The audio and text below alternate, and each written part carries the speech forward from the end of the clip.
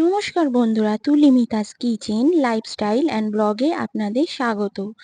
আজ বানাবো পালং শাকের ঘন্ট।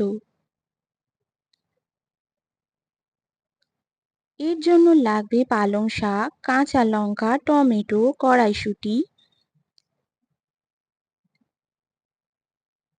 নারকোল কোড়া, বড়ি, তেল, নুন, চিনি, সর্ষের গুঁড়ো, হলুদ গুঁড়ো। ফোড়নে লাগবে 5 ফোড়ন এবং শুকনো লঙ্কা। প্রথমে গ্যাস অন করে কড়াই বসিয়ে দিয়েছি। কড়াই গরম হয়ে গেলে তাতে সাদা তেল দিয়ে দেবো। এরপর এতে বড়ি দিয়ে খুব ভালোভাবে লাল লাল করে ভেজে নেব। বড়ি ভাজা হয়ে গেলে আমরা অন্য একটা ডিশে বড়ি তুলে নিয়েছি।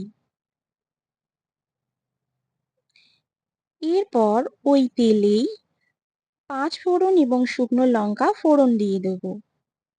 ফোড়ন থেকে খুব সুন্দর গন্ধ বেরিয়ে এলে আমরা পালং শাক দিয়ে দিচ্ছি।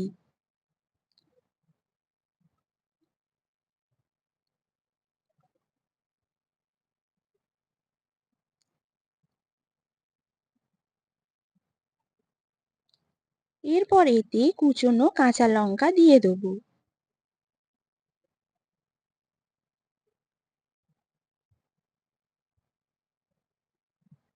তারপর এতে কড়াইশুঁটি দিয়ে দিচ্ছি।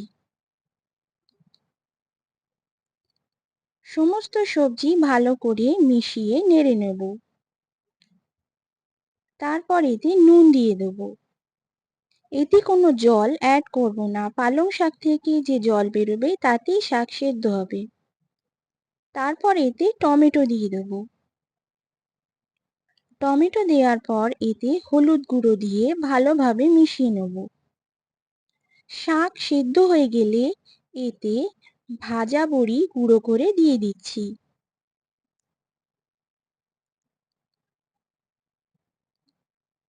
যাতে বড়িও শাকের জলে সেদ্ধ হয়ে আসে। এরপর এতে চিনি দিয়ে দেব। তারপর এতে সর্ষে গুঁড়োর পেস্ট বানিয়ে সেটা দিয়ে দিচ্ছি। শাক সেদ্ধ হয়ে গেলে এবং জল পুরোপুরি শুকিয়ে গেলে এতে আমরা নারকোল কোড়া দিয়ে দেব।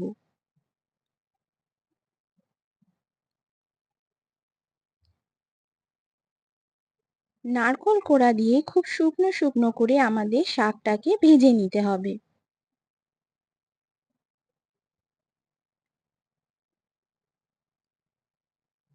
আমাদের পালং শাকের ঘন্ট রেডি হয়ে গেছে। কুড়োনো নারকোল এবং বড়ি দিয়ে গার্নিশ করে আমরা এই পালং শাকের ঘন্ট পরিবেশন করে দেব। রুটি, পরোটা বা ভাতের সঙ্গে এই ঘন্ট আমরা সার্ভ করব। আপনাদের যদি এই রেসিপি ভালো লেগে থাকে কমেন্টে আমাকে জানাবেন, লাইক করবেন, শেয়ার করবেন এবং সাবস্ক্রাইব করবেন। নমস্কার বন্ধুরা, আজ তাহলে আসি।